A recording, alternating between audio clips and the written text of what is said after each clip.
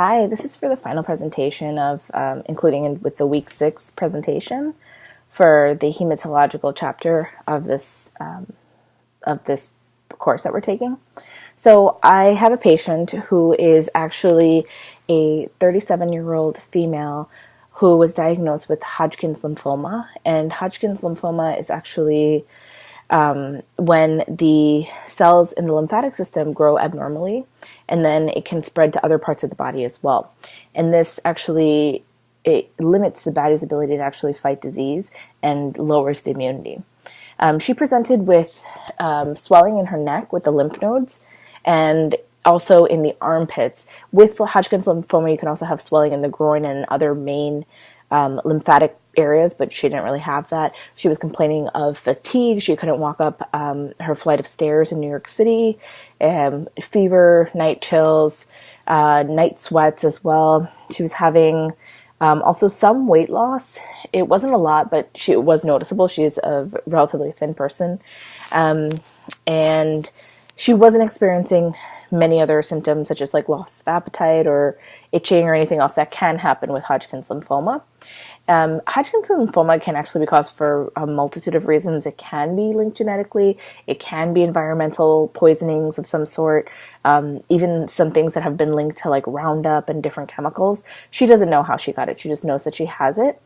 And she was diagnosed, I believe, a year ago and was seeking some traditional therapy as well. I did let her know that she has to work with a licensed medical doctor at all times, even though that we're working together as well. And she had all of the traditional stuff done. She had the chest x-ray and the PT scans and everything like that. It does show that she has swollen lymph nodes throughout her body.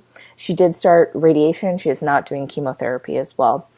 And she's doing a lot of the alternate therapies, and that's one of the reasons that she did want to work with an Ayurvedic practitioner, because she is interested in the alternate therapies. She does a lot of yoga and mindset work. I believe she's doing chiropractic, which is helping loosen up some of the swelling in her lymph nodes, actually, and helping her body and the central nervous system flow better. She's doing cranial sacral work, like Dr. Jim does, and also participating in acupuncture, lymphatic massage, and then she does meditate, but it's not TM. So I think it's Vipassana meditation is what she actually prefers to do. So with Hodgkin's lymphoma, in the Ayurvedic approach, it's to encourage people to have really antioxidant foods such as blueberries, which are great for that, cherries, papayas, pomegranates, and then Brahmi, which is actually really good for that as well. You can have it as mix it into your curries and things like that, or smash it up into a chutney. And then we're encouraging her, of course, to eat more summer squashes and vegetables, such as zucchini, what is that called? Butternut squash, and also increase her greens, such as having broccoli, asparagus, peas, and also that's it. Oh, she was, when I assessed her pulse, she was found to be mostly Pitta dominant. And she has a slender Vata Prakriti, really. Pale looking as well, which I think could be linked with the Hodgkin's lymphoma. So I think that that's kind of, because of the Hodgkin's lymphoma, she's looking much more paler now. So for Hodgkin's lymphoma, there's a variety of different herbal treatments and things like that. I tend to be on the more conservative side of just recommending 2 or 3 at a time, because I feel a lot of times that clients can, especially people that are new to Ayurveda, they can get overwhelmed easily because it is a whole different type of lifestyle. So of course we start with diet and exercise, encouraging her to walk and get her lymphatics moving. So I think the yoga is really great for her. I also did recommend her to do, excuse me, some Bikram yoga. It's the hot steam room just to get everything flowing. And in Bikram yoga, they do a lot of lymphatic moves, like putting the knee into the armpit and things like that, and twisting. So that does help that get flowing. I know that Maharishi Ayurveda doesn't necessarily recommend Bikram yoga, but I just want to be honest that I did recommend that to her. And then also, So with her herbal treatments, I am recommending that she does Amapachana first. She did have some weight loss. It wasn't significant, so I think that it should be okay with that. And we want to do the Amapachana for at least 3 weeks. And then after that period of cleansing and getting rid of the Amma, because she did have white-coated tongue, is all complete, I'm going to recommend her to take Gugalu, Kaishur Gugalu, 2 tabs after every meal. That's actually on sale this month on the VPK site, so that's, highly recommended for people that do need Gugalu at this point. And then also to use ghee for the snehana. And then for the rasayana, I want her to do 2 tablespoons in the morning and evening of Veda 2313, which is the bitter ghee. So she can use that for the snehana, and then also have two teaspoons in the morning and the evening for about 4 weeks. And then after that 4-week period, I'm going to start her on Amrit Kalash, which is also great for the heart, and I want her to have that for breakfast, and then also at bed to do a double dose. So that's two tablets of with the ambrosia, and then 2 tablespoons of the nectar as well. And she can do this continuously long term. It's easily palatable, and it'll generally benefit her as well. So with that, a lot of patients that I see, I actually recommend amla berry, the Indian gooseberry, because it doesn't really have a lot of contraindications, and it is really great for most people, to reduce inflammation in the body. And she can have the amla berry with the guduchi, 3 to 4 tabs, 2 times a day on an empty stomach. So, and that's going to be for 2 months. So each one of these is kind of being done separately. So she's doing the Amapachana, then she's doing the Kaishur Gugalu and the Snehana with the bitter ghee for about a month. And then after that period of time, she can start the Amrit Kalash and do that long term, paired with the amla berry and the guduchi.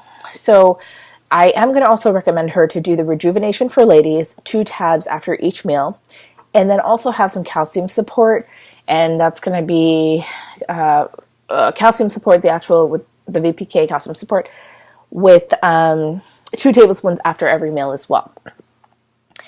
And we want to encourage her to, spice-wise, to do things like I was mentioning, amla, of course, pipali, Indian trumpet flower, licorice is great for lymphoma. And then with night sweats, it was someone that's dealing with night sweats, especially for someone that is pitta dominant, which she is. She's very fiery. And then her prakriti is very vata.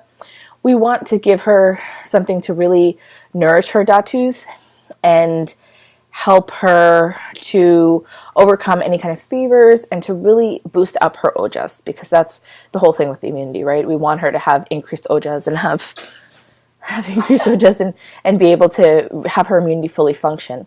So I'm recommending that she does Veda 2421, and that's going to be 1 teaspoon in the morning and the evening. With breakfast and dinner is usually what is recommended.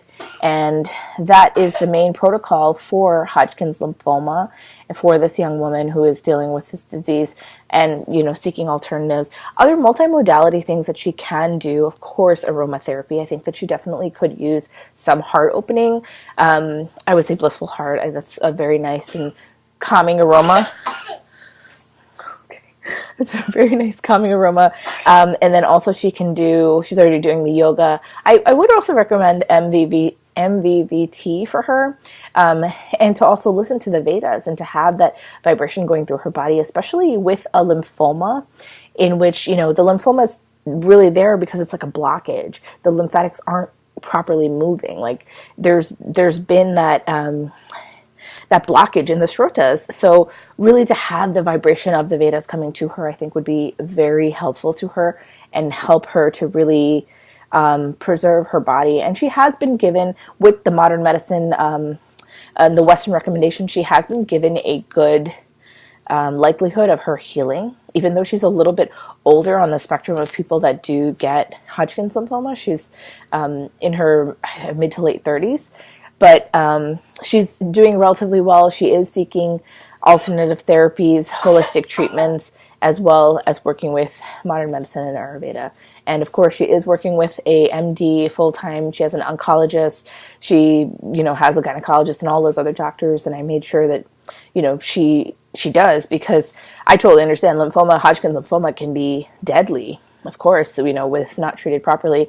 And just with Ayurveda in America, we don't have the legality to say like, okay, I'm the practitioner of this and I can help you heal, even though I, fully, she's probably getting a lot out of the Ayurveda. Just to cover myself legally, I have to continuously encourage her and make sure that she is seeking help from a practitioner. And any recommendation I give her herbally, any herbal recommendation I give her, I do make sure that, it's always like check with your doctor, And if she does or if she doesn't, it doesn't really matter. It's just the fact that I'm actually letting her know that that's what she has to do and recommending it to her. So that is my final presentation. A young woman dealing with Hodgkin's lymphoma, and the overall recommendation that I would give her. So in her pulse also, I just want to mention, the pitta was sharp.